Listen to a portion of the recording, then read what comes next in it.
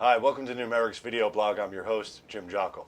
Today on the blog, we have David O'Flaherty, Vice President for the IDA in Ireland, based here in New York, and Steve O'Hanlon, the CEO of Numerics. Good afternoon, gentlemen.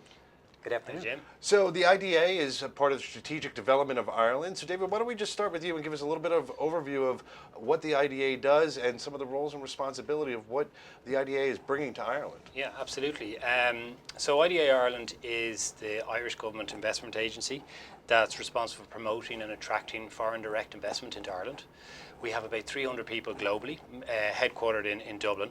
I would say a large percentage of the business that's come into Ireland over recent years has come from the US, and we've got 7 offices around the US that supports that business. Our main focus is in supporting, providing consultancy, incentives and advice for companies that want to establish different operations in Ireland across multiple activities and sectors. I'd say a lot of the main sectors we focus on will be financial services is obviously a big area, with over 200 multinational financial service companies located in Ireland. Pharmaceuticals is very significant as well, and the life science industry, as well as the technology sector. And part of the revolution in Ireland has really been in technology. A lot of education programs in terms of focus of the universities, perhaps. Part of the attraction is the talent pool that's available to so many companies that are coming into the country. Yeah, absolutely. And I think it's important when you look at why a company goes to Ireland. There's probably a number of different reasons. When companies land in Ireland, they find it a very business-friendly, English-speaking, common law jurisdiction, which is important for the US. But also then you've got a competitive tax environment which goes hand in hand with the educated, highly productive workforce. And I think it's probably the talent side of it that is, particularly on financial service technology, that is playing a bigger role. Companies are finding that they can go to Ireland and get the highly skilled talent that they want to grow and expand their business throughout Europe. So speaking of growth, Steve, thank you for coming on. Perhaps tell us about Numeric's vision for the opening of its base and operations in Ireland. Thank you, Jim. I think the primary motive for me personally is having a last name like O'Hanlon meant that we needed to have a beachhead in Ireland. Yeah. So that I could feel that we were truly taking advantage of my heritage. As a software company, this was one of the key things. But most important through this process is that we're a company that has specialized financial human capital needs. And what that means is that we're a company that thrives with risk professionals and financial engineers. And Ireland, especially the Dublin area, is a hotbed of this kind of individual. They've been produced over there. They've learned how to do financial engineering in the schooling system in Ireland. And as a result, we see an opportunity to take advantage of a well-trained population of individuals that could really help us on a global basis, not just in Ireland. So, Steve, you've been working with David for a while now. Perhaps you can give us a little bit of insight of working with the IDA as the company is now moving strong into Dublin. Yes, well, David and other members of the team at the IDA have been nothing but hospitable, helpful, and trying to provide us the knowledge to enter that workforce and that marketplace in as seamless a way as possible. So, here's a perfect example. We're constantly looking for financial engineers, and David was able to help us to identify some recruiters that were able to put us in touch with a host of financial engineers that we're considering for employment, as well as other positions as well. So that's one area that they've already made an impact and cut out the aspect of trying to network to find the right kinds of recruiters that could help us. The second thing is that we will want to take advantage of is this aspect of once we've begun to hire people, we need to establish an office presence. And in doing so, they're there ready and willing to help us to secure space and get up and running. And it'll take a lot of time off our hands and enable us to be more fluid in that marketplace. Yeah. So David, one of the questions I have for you is, obviously as a software company, we've seen a lot of major software companies come into Ireland, like Microsoft, a good partner of ours, but also so many financial institutions themselves setting up, considerable fronts in the Dublin Financial Center. Perhaps you could give us a little bit of the trend of how are the banks and insurance companies coming over, and what does that outlook look like? Yeah, absolutely, and it's an interesting area because I think financial services and technology is merging and crossing over more and more. So if you look at it in Ireland, there's a large technology industry there that has been there for, that has started over 4 decades ago, and you've got the names like IBM and Microsoft, and all of the large big players are there and have operations. And then on the financial services side, you've got a lot of the large players as well, from Citi to BNY Mellon to State Street, BlackRock, and the list goes on. All the main players out of the US are have a presence there.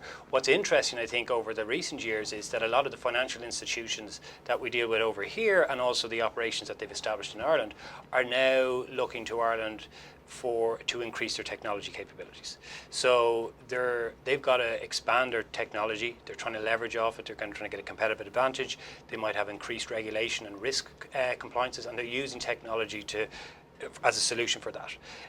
Where they locate that is driven probably more by getting access to the talent. It's hard to get.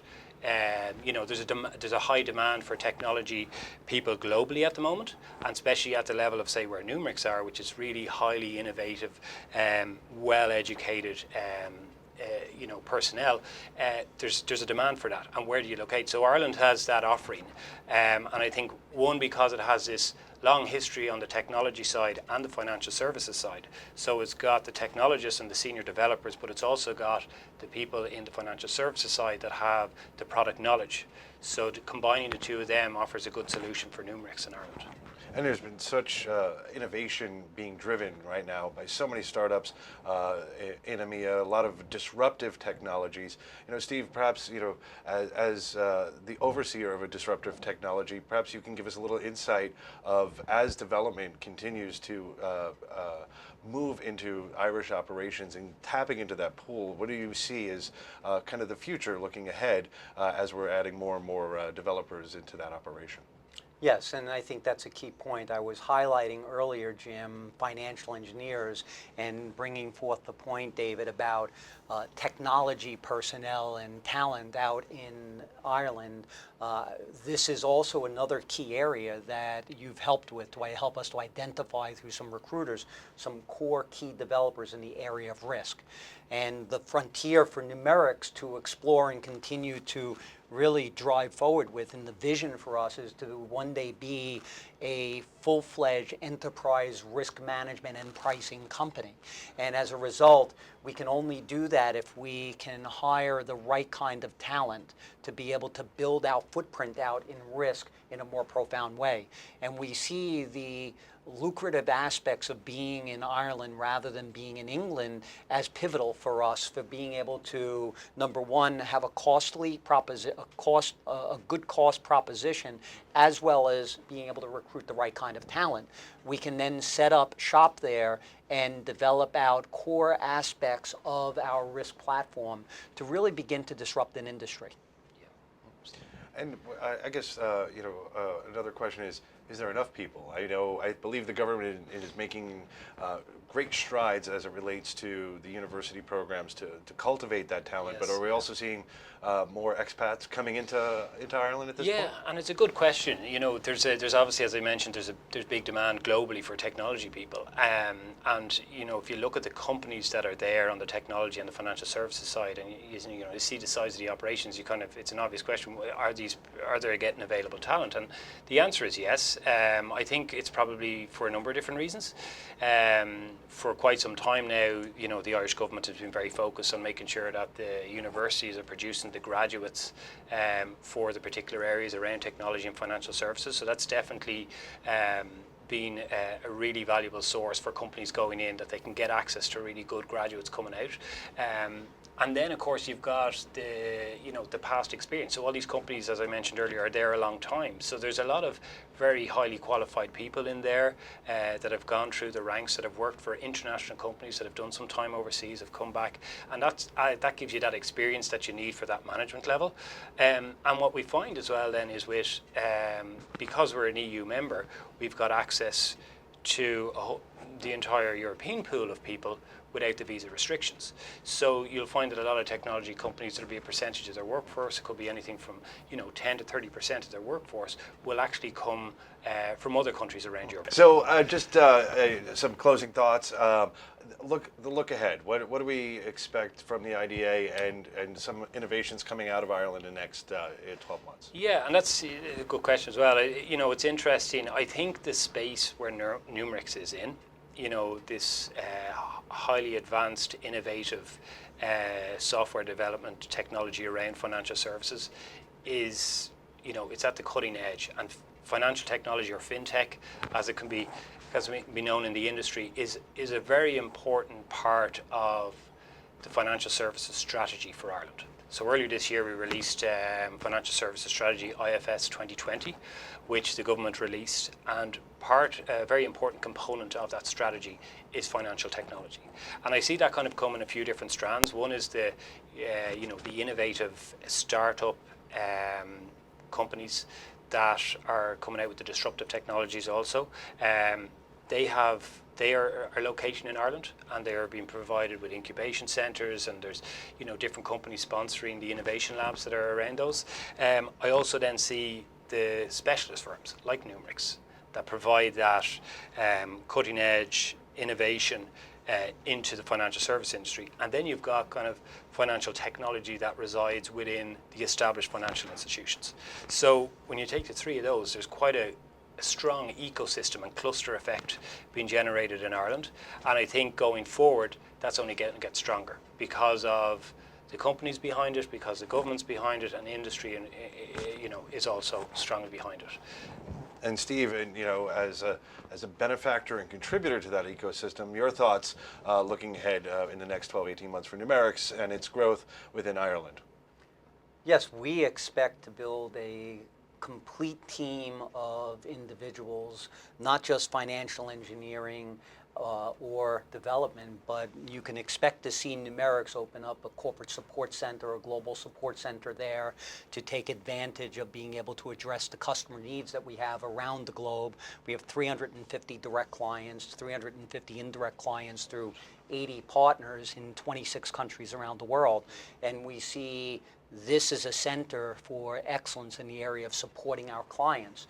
We also see this as an opportunity to broaden our area with regard to legal assistance. Our very first Irish employee happens to be from Ireland, lives in Ireland, and will eventually relocate into Dublin when an office is opened there. And I expect other attorneys will be hired as well to deal with our contractual issues with our clients, because it's very demanding. And from Ireland, I can see us handling the entire Asia Pacific rim and the European, Middle East, and Africa locations as well. So I think Ireland is going to offer us the perfect cost entry point to be able to grow a footprint that will help Numerix to grow more significantly into the future and control its cost for the future. Well, David O'Flaherty, Vice President of the IDA, and Steve O'Hanlon, Chief Executive Officer of Numerix, thank you so much for joining. And of course, please follow the growth of Numerix into Ireland. And for those that are potential candidates, check out Numerix.com, and perhaps you can be part of that team. I want to thank you so much, gentlemen, and we'll talk to you next time.